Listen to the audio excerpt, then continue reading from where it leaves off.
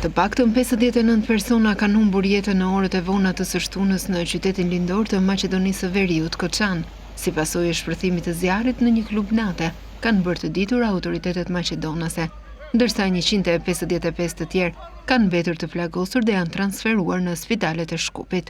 Drejtori i spitalit të Shkupit, Shënaum Ohritski, Neboj Shanasto, është shprehur se 29 persona janë shtruar në këtë spital, përfshirë të mitur me plagë të rënda në fytyrë dhe duar.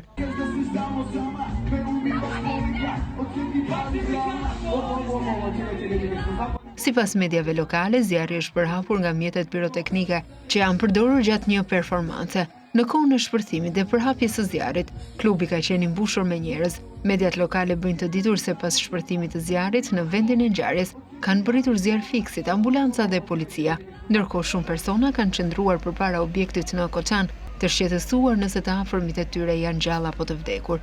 Disa prej tyre po përdorin edhe rrjetet sociale për të gjetur informacion, duke postuar fotografitë e personave që kërkojnë. Po kërkojnë besën time, nuk po na lejojnë të hymë dhe nuk e dim se ku është ajo. Telefoni i saj funksionon, por nuk po përgjigjet.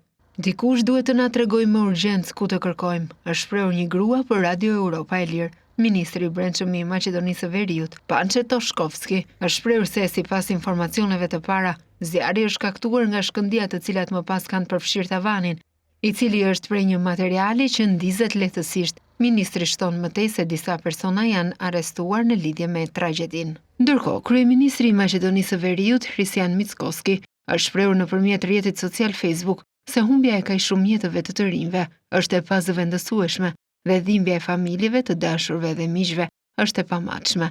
U bë thirrje të gjitha institucioneve kompetente, shërbimeve shëndetësore, policisë, autoriteteve lokale, që të marrin masa të menjëhershme për të ndihmuar të lënduarit dhe për të mbështetur familjet e prekura.